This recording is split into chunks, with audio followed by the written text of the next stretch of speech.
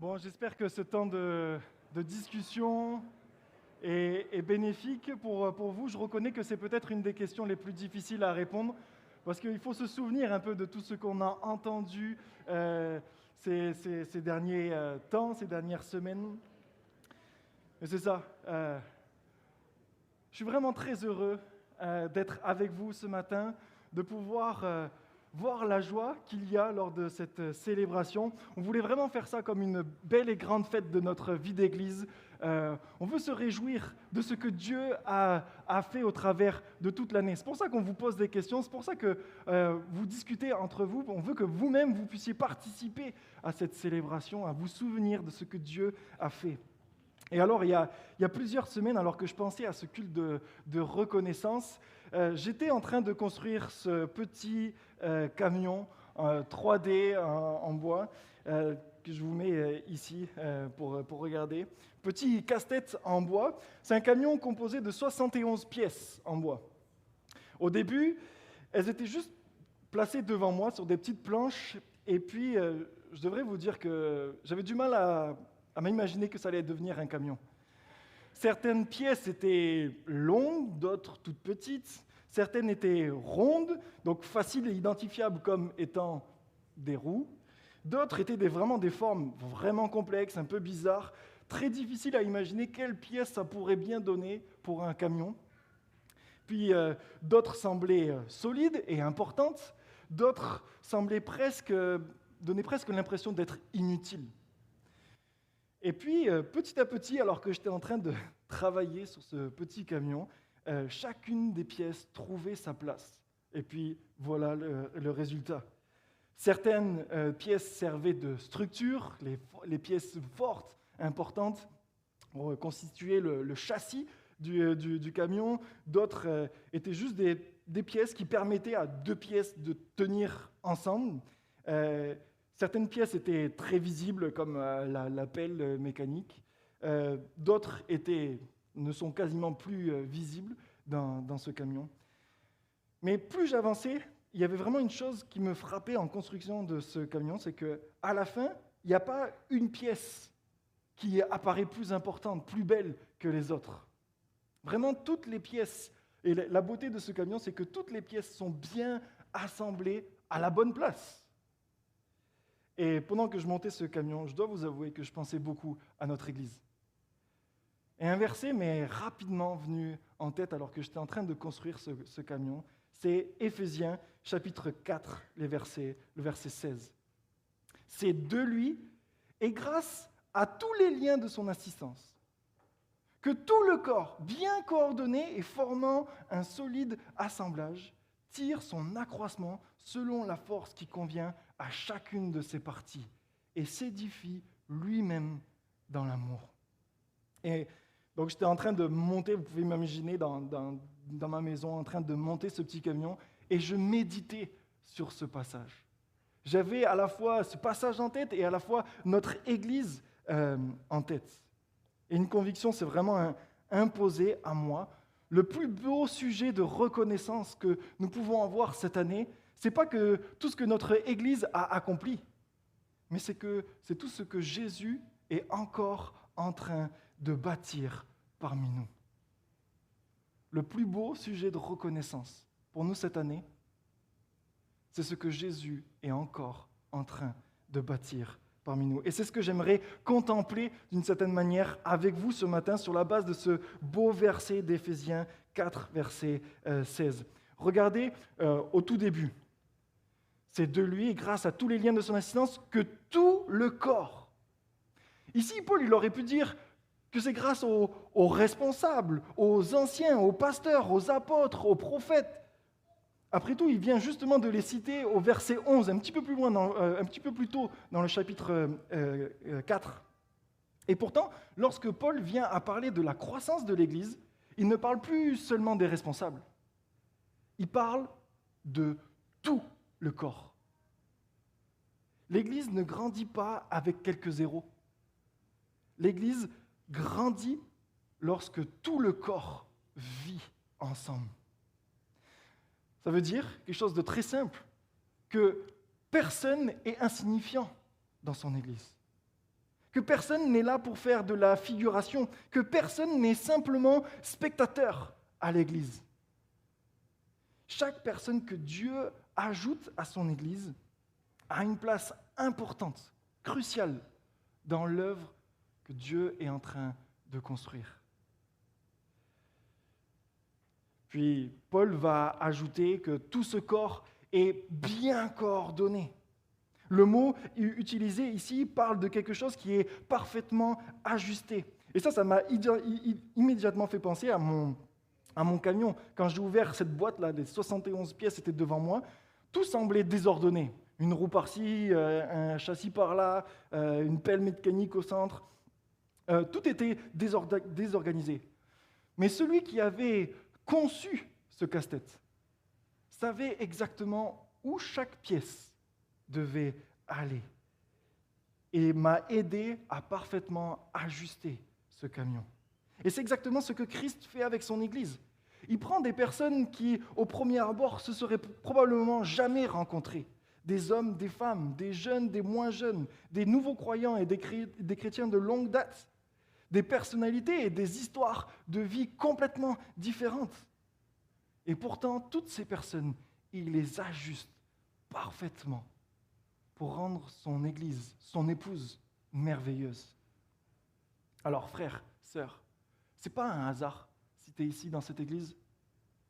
Ce n'est pas un hasard si Dieu t'a conduit à venir ici même à l'Espoir. Ce n'est pas un hasard si des amitiés se créent chaque année ici.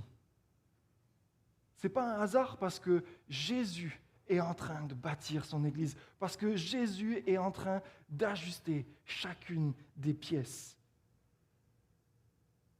Et Paul continue en disant que ce corps qui est bien coordonné forme un solide assemblage. Et ce qui me marque ici, c'est que ici, Paul n'est pas en train de dire que le dimanche matin, les chrétiens doivent être assis côte à côte. Et puis c'est tout. Non. C'est pas la même chose. Ils doivent tenir ensemble. Ils doivent tenir et faire face à l'adversité ensemble. Imaginez un instant. Posez 2 briques côte à côte. Est-ce que vous direz que ça forme un mur? Probablement pas. Par contre, quand vous commencez à installer toutes les briques, puis que vous commencez à les sceller par du ciment entre elles, une fois que le ciment est sec, pour casser ce mur, il va falloir la force. Vous comprenez que c'est quand on est lié, quand on est attaché, quand on forme ce solide assemblage par un lien étroit et solide entre nous, que nous pouvons tenir. Jésus ne veut pas simplement remplir une belle salle le dimanche matin. Non, il veut se former un peuple. Un peuple qui apprend à se connaître, un peuple qui prie ensemble, un peuple qui porte les fardeaux les uns les autres, qui partage des repas, qui ouvre leur maison, qui accompagne des nouvelles personnes, qui encourage certaines, qui apprend à aimer tout le monde. Voilà pourquoi vous m'entendez souvent insister sur les groupes connexion. Voilà pourquoi vous m'entendez insister sur l'importance des réunions de prière dans notre Église. Pas parce que ces choses sont juste des activités à avoir en plus dans notre calendrier, mais parce que ce sont les liens par lesquels Jésus assemble son peuple. Les moments où on se retrouve, les moments de communion, ce sont les moments où Jésus est en train d'assembler son peuple. Il y a certains amis que je considère comme ma famille, avec qui j'ai vécu des choses extraordinaires, des voyages missionnaires, des personnes que je n'écris pas tous les jours, mais que quand je les vois, j'ai vécu des choses fortes avec elles. Et donc, direct, l'amitié revient, les sentiments reviennent, les histoires reviennent fortes, parce qu'on a vécu des choses extraordinaires avec Dieu sur le terrain missionnaire.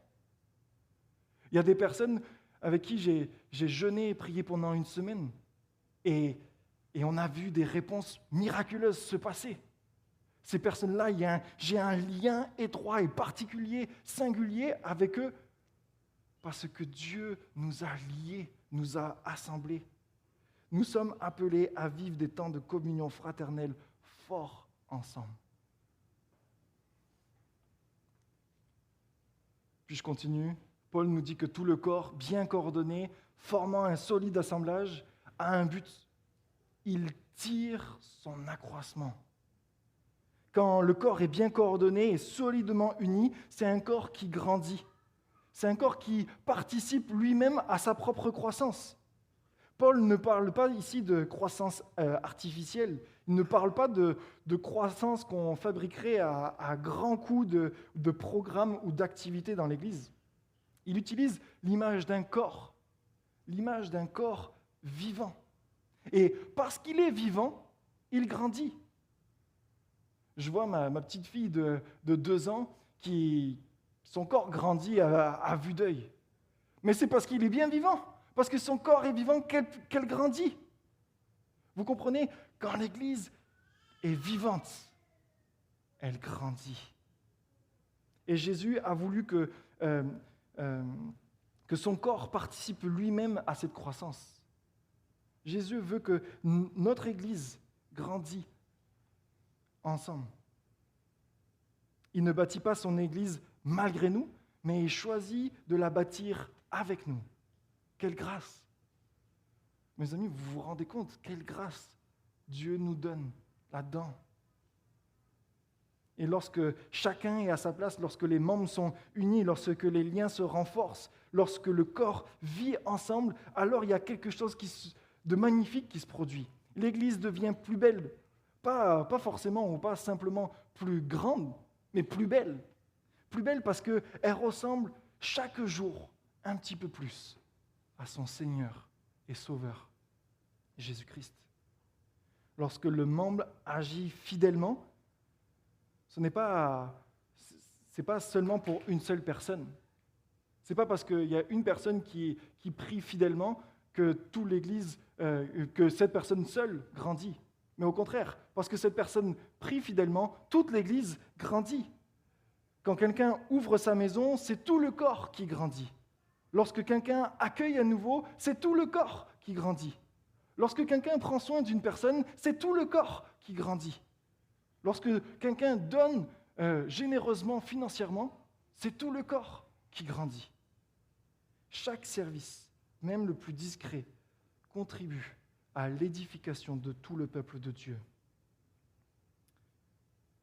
Et c'est justement ce que l'apôtre Paul va dire ensuite, que tout ça est fait selon la force qui convient à chacune de ses parties. Paul ne fait pas de comparaison des différentes qualités de chacun. Il ne dit pas selon la force des plus doués, des plus capables. Il ne dit même pas non plus selon la même force pour chacun. Non, il dit selon la force qui convient à chacune des parties. Alors Jésus connaît ton histoire, Jésus connaît ton âge, Jésus connaît ta santé, Jésus connaît tes responsabilités, Jésus connaît la saison de vie dans laquelle tu te trouves aujourd'hui. Et il ne demande pas à une main d'être un pied.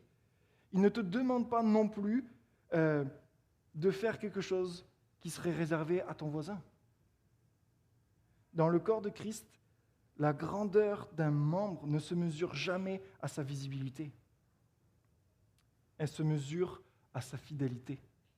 Ce qui comporte, c'est avec laquelle fidélité tu te donnes à Jésus. Je voudrais vous poser une question très simple ici. Pas pour culpabiliser ou pour pointer quelque chose, mais juste pour nous faire réfléchir.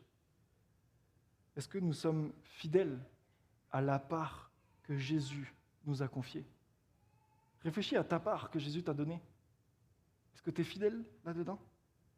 Peut-être qu'il y a certaines personnes qui traversent des saisons où ils peuvent donner énormément. Et gloire à Dieu pour cela.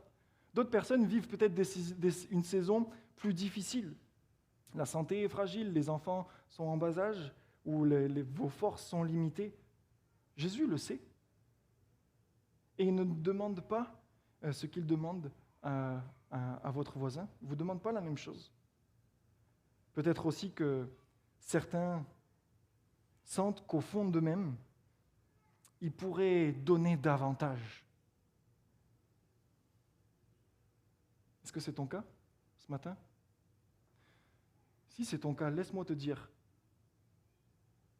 t'encourager à regarder au privilège que c'est de pouvoir servir Dieu, de pouvoir servir celui qui a donné sa vie pour toi. Et sers-le avec passion. Ne passe pas à côté de la joie du service qu'il peut y avoir.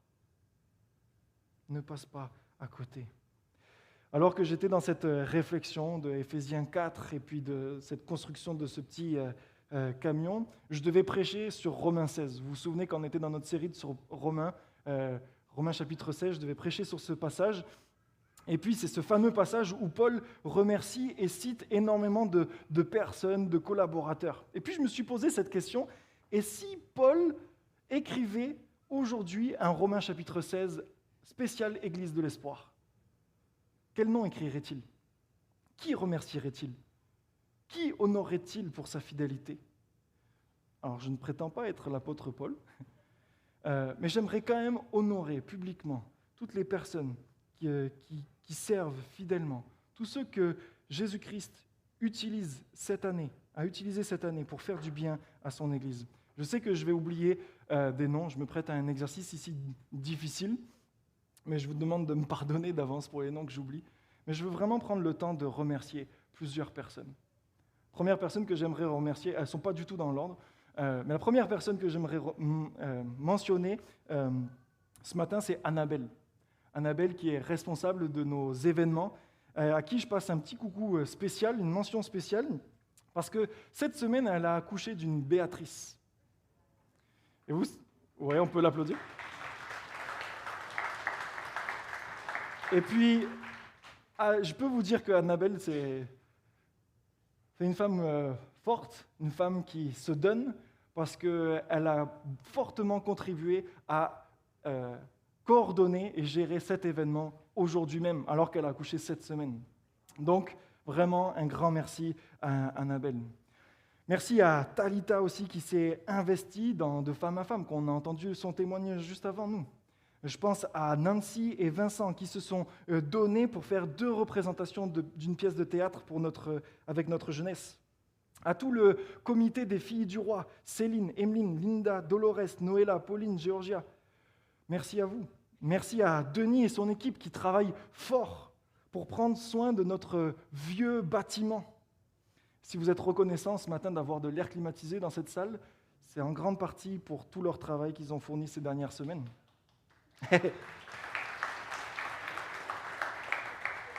On a notre banque alimentaire qui se réunit à chaque semaine. Et donc, merci à tous les bénévoles qui s'impliquent sous la supervision de Joey et Philippe. Je pense à Iana, Marc, Toby et Vincent qui travaillent fort pour la jeunesse. Je pense à Elisabeth qui a remplacé Eliana cette année dans le domaine du graphisme et des réseaux sociaux. Je pense à toutes les personnes qui s'impliquent dans l'accueil du counseling biblique en semaine sous la supervision de Monique. Il y a Sarah qui organise des brunchs pour les jeunes mamans. Il y a Léa qui coordonne des dons de repas pour les mamans qui viennent d'accoucher. Je pense évidemment à nos 4 super responsables, Louange, Joël, Esther, Olena et Jonathan, qui ont pris la suite de Michel cette année, et ainsi que toutes leurs équipes qui nous conduisent à louer Dieu dimanche après dimanche. Je pense à Talita et Anderson, qui prennent la suite de Luigi et qui rejoignent notre super comité des explos, Coco, Laura, Agnès et Léa. À tous ceux qui traduisent dans les petites capsules là-haut fidèlement nos traductions en live, Daniel, Iana, Ernest, Christian, Paola, Juan, Rosé et Herman. Il y a Karine qui rejoint notre équipe de comptabilité, ainsi que Paul et toutes ses équipes qui comptent nos offrandes à chaque dimanche.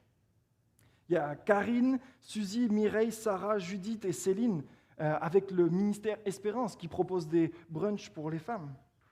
Il y a nos équipes accueil qui nous reçoivent chaque dimanche avec un beau sourire sous la supervision et portée par Joey, Daniel, Paola et Célia. Il y a Luc et Suzy qui développent notre ministère Barnabas pour prendre soin de tous les absents réguliers pour diverses raisons. Il y a Monica, David, Jonathan, Yuri et toutes leurs équipes techniques qui font un gros travail de son, éclairage, projection, etc. Il y a Sylvie et Steven qui se sont impliqués cette année en tant que régisseurs. Il y a Eric et Antoine qui, tous les lundis matins, nous publient leurs plus belles photos du dimanche. Il y a Dany qui s'occupe et qui chouchoute nos futurs baptisés. Je pense à Elisabeth, Léa, Karine et Karine qui donnent ce cours adressé aux femmes, les passionnés de la parole. Il y a Sylvie, Mathieu, Joël et Mélina qui ont lancé cette année le groupe Jeunes Adultes. Il y a François qui tient chaque mois notre table de livres. Il y a Antonio et Bastien qui sont fidèles dans le ménage et dans l'entretien. Il y a Philippe, Miguel et Arturo qui offrent des temps de communion, d'évangélisation autour du sport. Il y a Mario, Marc et Christian qui travaillent fort dans le domaine de l'informatique et de tous nos réseaux Internet. Il y a Annick avec son super talent de professeur de francisation. Il y a Hélène et André qui organisent des ateliers de prière le dimanche matin de 9h à 10h. Il y a André qui nous fait tous nos PowerPoints de prédication. Il y a José, l'adjointe de Yannick, qui fait un travail fantastique avec tout le staff pastoral. Il y a nos anciens de notre Église qui persévèrent dans l'étude de la parole, dans l'enseignement, dans la prière et dans le prendre soin de l'Église. Ici, je les cite, Luc, Joël, Basile, Mathieu, Yoé, Daniel, Philippe, Luigi, Eric, Rodrigue, moi-même. Et avec une mention toute particulière pour celui qui fête cette année ses 30 ans de ministère, Yannick.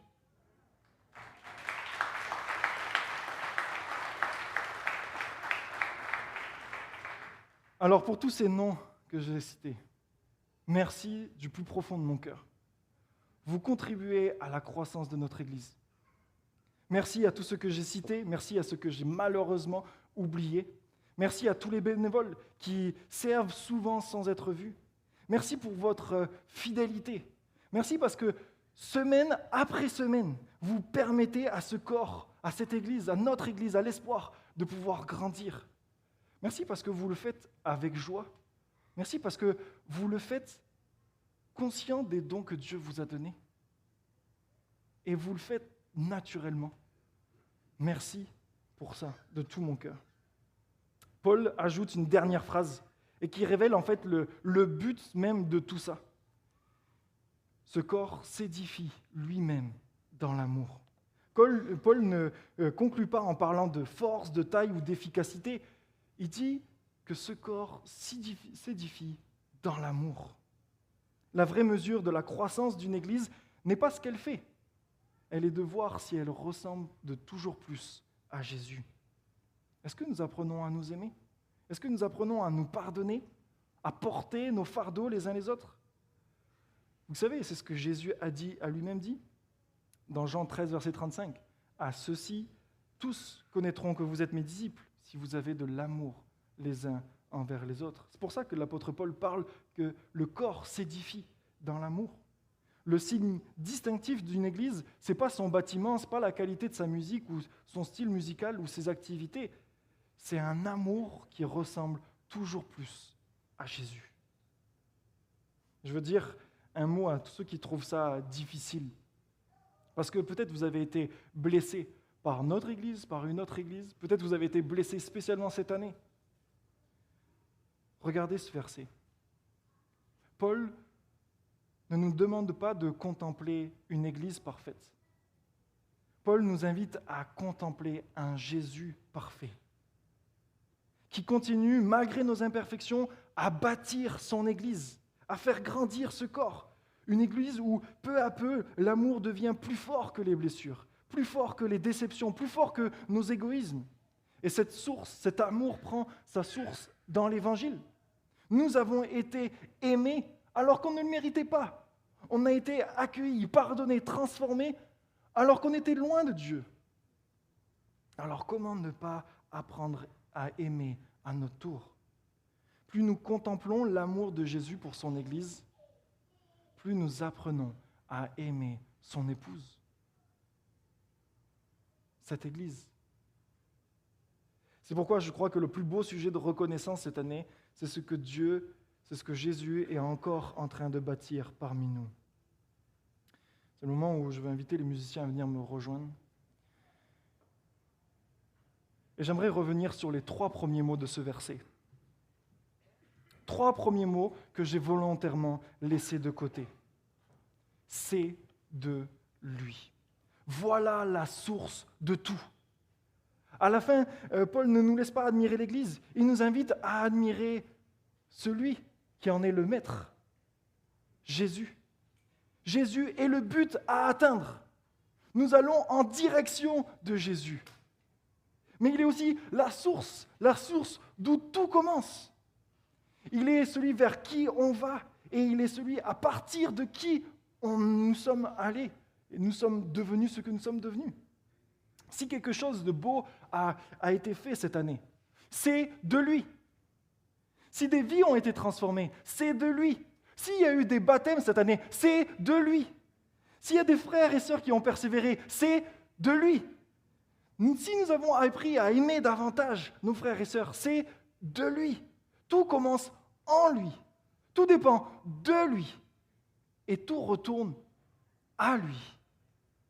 Alors oui, aujourd'hui, j'ai remercié tout un tas de noms, d'hommes et de femmes fidèles, mais par-dessus tout, je veux remercier personnellement, et je veux qu'on remercie ensemble Jésus-Christ, celui qui est l'auteur de tout.